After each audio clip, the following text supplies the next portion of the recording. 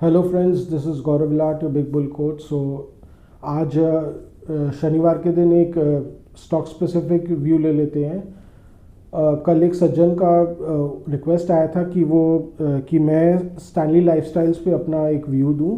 सो उसी पे मैंने फिर डिसाइड किया कि एक पूरा प्रॉपर एनालिसिस करना चाहिए और फिर व्यू देना चाहिए। सो बेसिकली मैंने पूरा का पूरा एनालिसिस किया इस स्टॉक पे और इसमें कई सारे मैंने व्यूज़ बनाए हैं। सो बेसिकली इस स्टॉक का जो करंट मार्केट प्राइस है वो 162 रुपये, दैट इज़ 162 रुपीज़। इसका जो आईपीओ प्राइस था वो 369 रुपये था, दैट इज़ 369। और जो आईपीओ आया था वो दिसंबर 2024 में आया था। लिस्टिंग प्राइस वाज 495, 495 रुपये, यानी अच्छा लिस्टिंग हुआ था इस स्टॉक का, एकदम अच्छी खासी प्रीमियम पे स्टॉक लिस्ट हुआ था। और जो ऑल टाइम हाई स्टॉक का वो 627 रुपये 50 पैसा। सो ये स्टॉक ने तो अच्छा लिस्टिंग दिया, बम्पर लिस्टिंग तो नहीं कह सकते, मैंने 20-30% ऊपर हुआ था। सो अच्छी लिस्टिंग हुई। बम्पर लिस्टिंग जनरली बोलते हैं अगर 50% ज़्यादा प्रीमियम पे लिस्ट होता है या 100% प्रीमियम पे कोई अगर स्टॉक लिस्ट होता है तो उसको जनरली बम्पर लिस्टिंग बोलते हैं। सो इस स्टॉक को तो देखिए जहाँ तक अच्छा ही लिस्टिंग मिला, पर हालांकि इसका जो आईपीओ है वो बहुत एक्सपेंसिव वैल्यूएशन पे आया था। सो इसका जो आईपीओ है वो लगभग इसका जो पीई है, प्राइस टू इक्विटी रेशियो है, वो 84 पर आया था, ये 84 times. So as it is the price to equity ratio या जो बेसिक कंपनी का जो वैल्यूएशन था वो लिस्टिंग पे ही काफ़ी एक्सपेंसिव था। और खासकर और गिवन दैट ये एक लाइफस्टाइल यानी लेदर कंपनी है, leather and consumer luxury lifestyles related इसमें काम करती है ये, तो उसके पॉइंट ऑफ व्यू से भी इसका जो प्राइस टू इक्विटी रेशियो था वो बहुत ही ज़्यादा स्ट्रेच था, बहुत ही एक्सपेंसिव, बहुत ही महंगा ये स्टॉक था। सो पर चूंकि देखिए मार्केट में एक बुल सिनेरियो चल ही रहा था तो बोलते ना इसमें सब कुछ पचा लिया जाता है, खुदरा खुदरी भी चल जाता है और बहुत ज़्यादा महंगी चीज़ें भी एकदम खरीद ली जाती है, तो खुमार सी चढ़ी हुई थी उस समय। हालांकि 2024 में थोड़ा सा तो एक बार मार्केट करेक्ट किया ही था, पर एनीवेज जो बुलिश अंडरटोन था मार्केट का था ही एकदम, वो तो एकदम सराबोर था, बिकॉज मोदी जी तीसरी बार वापस आए थे। हालांकि इस बार उनको इस बार थोड़ी मुशक्क़त करनी पड़ी, पर ठीक है, अपने दम पे आ गए किसी तरह। सो गिवन दैट उसके कारण बुलिशनेस तो था ही बाज़ार में, सो अच्छा ही है। बट प्रॉब्लम ये है कि ये जो स्टॉक है जब इसका गियर रिवर्स हुआ तो ये अभी तक वापस फिर से रिवर्स हो नहीं पाया है। So this stock has been in a terminal decline ever since it has reverse from 600 rupees. 600 रुपये में अगर आप चार्ट्स देखें तो 600 रुपये के ऊपर इसमें साफ एकदम दिख रहा था कि बहुत रेजिस्टेंस आ रहा है। एक तो इवनिंग स्टार कैंडल पैटर्न भी बना वीकली चार्ट्स में, और उसके बाद से ये स्टॉक जो डिक्लाइन में गया तो एकदम से रुका ही नहीं। हालांकि जब 300 के नीचे ये स्टॉक गया तब एक बार बुल्स ने चेष्टा की, डेफिनेटली आप देख लीजिए चार्ट में, कि हाँ इसको थोड़ा रेस्ट किया जाए, अब स्टॉक थोड़ा सस्ता हो गया, अब क्या पता वापस बढ़ जाएगा। बट अगेन कोई काम नहीं आया, बिकॉज अभी 2025 में आप जानते ही है धीरे धीरे सिनेरियो काफ़ी बदल गया। धीरे धीरे small caps and mid caps में काफ़ी डंपिंग भी शुरू हो गया, बिकॉज एज इट इज़ बहुत एक्सपेंसिव हो रखे थे। और उसके अलावा देखिए फैक्टर्स ये ना, ये जो दुनिया भर के पीएमएसएस एकदम मार्केट में फ्लड हो गए हैं, ईआईएफ्स आ गए हैं, यानी portfolio management services, alternate investment funds और फ्लेक्सी कैप फंड्स दुनिया भर के म्यूचुअल फंड्स कैटेगरी में। अब इनके साथ प्रॉब्लम ये है कि इनको बहुत हाई रिटर्न्स जनरेट करने का मैंडेट रहता है, यानी भाई अगर औसत म्यूचुअल फंड 12 से 14% का अगर रिटर्न देता है तो इनको कम से कम 18% मिनिमम रिटर्न देना पड़ता है, क्योंकि ये चार्जेस भी अच्छी खासी लेते हैं। कुछ पीएमएसएस 3 से 4% चार्जेस लेते हैं। सो और तभी फिर इनको क्लाइंट्स भी मिलेंगे, एचएनआईज मिलेंगे, क्योंकि आप जानते हैं पीएमएस कैटेगरी में तो मिनिमम 50 लाख का इन्वेस्टमेंट चाहिए रहता है। सो यही प्रॉब्लम है इनका, जो the Ben of performance it self turns into, जिसको बोलते हैं ना पॉइजन बन जाते हैं इनके लिए।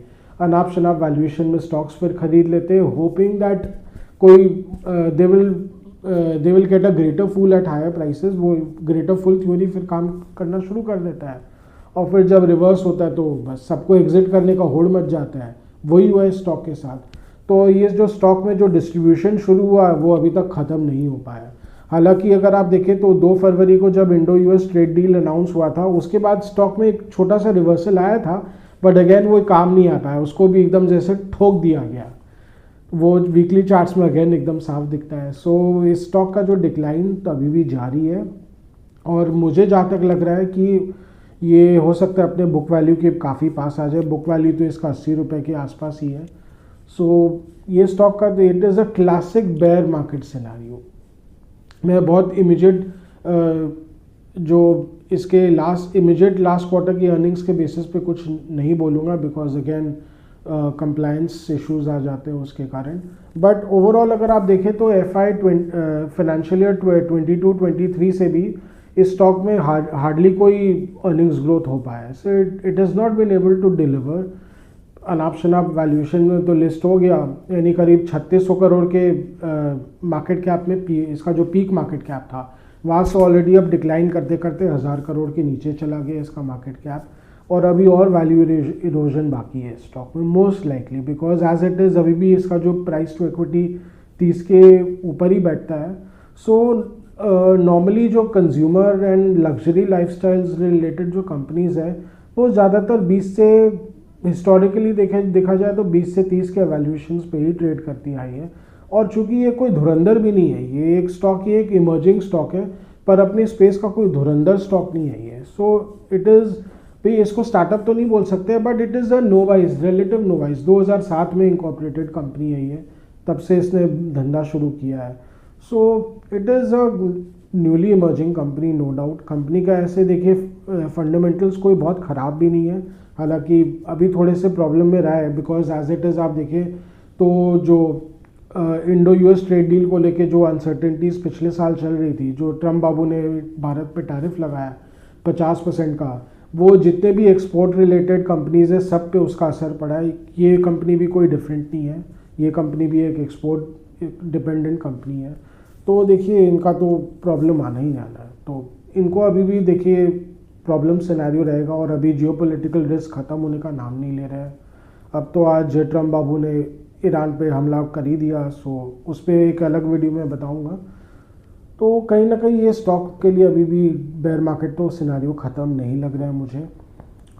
देखिए ऐसे स्टॉक्स में, जैसे देखिए मैं कोई प्रिस्क्राइब नहीं कर रहा हूँ कोई इन्वेस्टमेंट स्ट्रैटेजी, पर जनरली जो बहुत ऐसे जो लोग हैं जो माने they have a real apatite for high risk stocks, generally जब बहुत स्टॉक काफ़ी अच्छा करेक्ट कर जाता है कि अब धीरे धीरे उनको उसमें थोड़ी वैल्यूएशन अच्छी लगने लगती है, तो क्या करते हैं एसआईपी बाइंग शुरू कर देते हैं कि ठीक है अब ऑलरेडी तो काफ़ी करेक्ट कर गया, अब इसमें थोड़ा सा मुझे कुछ वैल्यू दिख रहा है, तो आप धीरे धीरे जितना और नीचे जाएगा थोड़ा बहुत लेते रहेंगे। वही एक तरीका है, नहीं तो बॉटम किसी को नहीं मालूम ये स्टॉक कितना और नीचे जा सकता है। मैंने कहा स्टॉक का जो है जो बुक वैल्यू 80 के आसपास वहाँ तक भी जा सकता है, हालांकि वहाँ से भी अगर देखा जाए तो अभी भी ऑलमोस्ट 30 to 50% डिक्लाइन के इसके प्रॉस्पेक्ट्स हैं।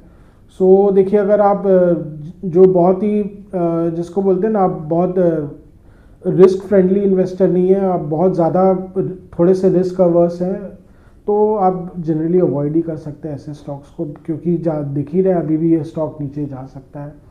या तो भाई अगर आप प्रो रिस्क इन्वेस्टर्स हैं कि आपको चलता है हाँ रिस्क लेंगे क्या है, तो ठीक है आप एक बार ले सकते हैं, लेकिन वही डिस्क्लेमर दे दूँ, ये सब स्टॉक्स का बॉटम का कोई ठिकाना नहीं है। चार्ट भी खुद बोल रहा है कि इसका अभी फ़िलहाल बॉटम का कोई ठिकाना नहीं है, हर भाव पे सेलर्स खड़े हैं।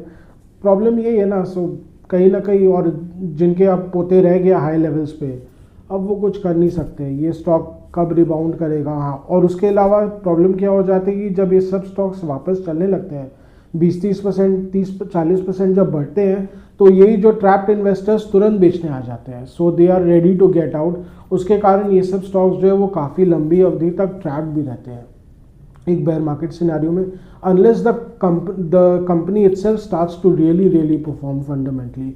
अगर इस कंपनी का फंडामेंटल परफॉर्मेंस काफ़ी अच्छा हो जाता है, कंपनी अच्छा खासा प्रॉफिट ग्रोथ देने लगती है, तब तो देखिए कोई प्रॉब्लम नहीं है, फिर तो स्टॉक को रिबाउंड करने में कोई टाइम ही नहीं लगेगा।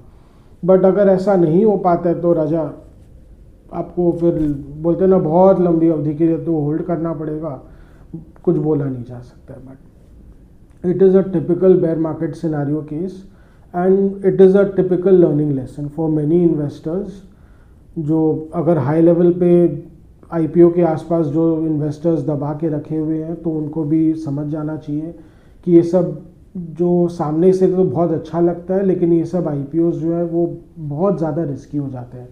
जो हमारे बड़े बड़े इन्वेस्टमेंट गुरु भी जनरली अवॉइड करने बोलते हैं ऐसे आईपीओस को। कोई कुछ बनता नहीं है सब आईपीओस में ज़्यादा अग्रेसिवली लेके। मैं भी बहुत सिलेक्टिवली आईपीओस में इन्वेस्ट करता हूँ, बिकॉज बहुत अच्छी कंपनी होती है तभी करता हूँ, बिकॉज कोई माई बाप नहीं रहता आजकल। अनाप शनाप वैल्यूएशंस पे लिस्ट होते हैं, एक बार के लिए और बढ़ जाते हैं स्टॉक, फिर जब गिरना शुरू करते हैं तो इनका जैसे कोई there is no tomorrow at all. यही प्रॉब्लम है। सो यही था मेरा व्यू बेसिकली। जनरली एक अभी अगर बहुत एक जिसको बोलते हैं ना, अगर medium to low risk investors को तो अभी भी अवॉइड ही करना चाहिए। अगर आप हाई रिस्क इन्वेस्टर्स हो, हाई रिस्क एपेटाइट है आपका, तब तो आप सोच सकते हो डेफिनेटली। अदरवाइज जनरली ऐसे स्टॉक्स फिलहाल तो अवॉइड ही है। सो पर एक और उसके अलावा बता दूँ, जनरली अगर आप स्मॉल कैप्स में या मिड कैप्स में अगर इन्वेस्ट करते हो तो इन्वेस्टमेंट का मूल मंत्र ये रहता है कि आप उतना ही इन्वेस्ट करो जितना कि आप जिसको बोलते हैं ना खोने का एपेटाइट रखते हो। अगर आप एकदम रिस्क अवर्स हो कि जैसे आपने अगर 100 रुपये डाला, कल को वो 80 रुपये हो गया, तो आपका अगर रात की नींद उड़ जाती है, आपका सुख चैन चला जाता है, तब तो देखिए स्मॉल कैप्स मिड कैप्स तो आपके लिए बिल्कुल नहीं है। आपको जनरली अवॉइड करना चाहिए। ये आप अगर बहुत ही ज़्यादा सेंसिटिव हो इस मामले में, इन्वेस्टमेंट के मामले में, कि आप घाटा बर्दाश्त ही नहीं कर सकते हो, तो फिर आपको जनरली ऐसे लोगों को तो फिर बहुत डायरेक्ट एक्विटी अवॉइड ही करना चाहिए। बट देखिए वही बात है, इक्विटी इन्वेस्टमेंट्स उतनी ही करनी चाहिए जितना कि बोलते हैं ना आप बर्दाश्त कर सको।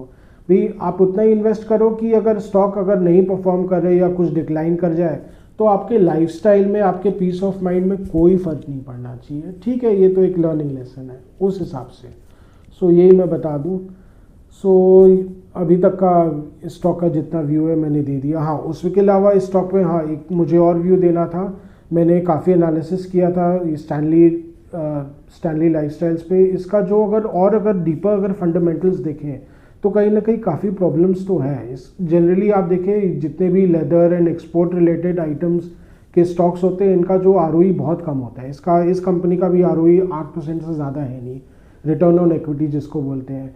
So basically return on equity यानी जो आप जो धंधा में जो पैसा डाल के रखे हो उसके बदले आपको कितना रिटर्न मिल रहा है। यानी सालाना इनको 100 रुपये अगर इक्विटी के रूप में डालते हैं ये कंपनी, तो बदले में 8 रुपये ही मिल रहा है, तो कोई ग्रेट नहीं है। इवन एफडी कोई अच्छे बैंक में डालो तो 7% तो देता ही आपको। तो वही फिर एक इन्वेस्टर को सोचना चाहिए ना कि उससे अच्छा तो फिर मैं एफडी में ही रखूँ, मैं इक्विटी में इन्वेस्ट करने का रिस्क क्यों लूँ। और जनरली ऐसी इंडस्ट्री का जो आरओई बहुत लो होता है। बट हाँ, कहीं ना कहीं इनमें जब ग्रोथ सिनेरियो आता है तो फिर स्टॉक्स बहुत अच्छा भी परफॉर्म करते हैं। तो बहुत पेशेंट रहना पड़ता है ऐसे स्टॉक्स के साथ। उसके अलावा इनका जो कैश कन्वर्जन साइकिल अगेन बहुत ज़्यादा है, 6 महीने से भी ज़्यादा है, लगभग 8 महीने का, दैट इज़ 229 डेज तक का तो इसका कैश कन्वर्जन साइकिल है। तो आप सोच लीजिए, हालांकि बोलने को तो ये बोलते हैं कि 3 महीने का ही इनका वर्किंग कैपिटल रिक्वायरमेंट है, पर वो जब इतना ख़राब कैश कन्वर्जन साइकिल होता है ना, तो वर्किंग कैपिटल रिक्वायरमेंट्स भी बहुत बहुत बढ़ते चले जाते हैं, जिसके कारण कहीं ना कहीं इन पे जो कर्ज है वो भी लॉन्ग टर्म में बहुत बढ़ जाता है। अगर ये सब कंपनियों पे अगर कर्ज बढ़ते चला जाता है तो स्टॉक का तो और बैंड बाजा बजना ही बजना है। तो यही प्रॉब्लम है, स्टॉक्स के साथ बहुत वॉचफुल रहना चाहिए। सिर्फ और सिर्फ वेरी हाई रिस्क इन्वेस्टर्स को ही ऐसे स्टॉक्स में दिमाग लगाना चाहिए। सो यही था आज का व्यू। आज का जो स्टॉक व्यू है यहीं तक रखते हैं। Thank you.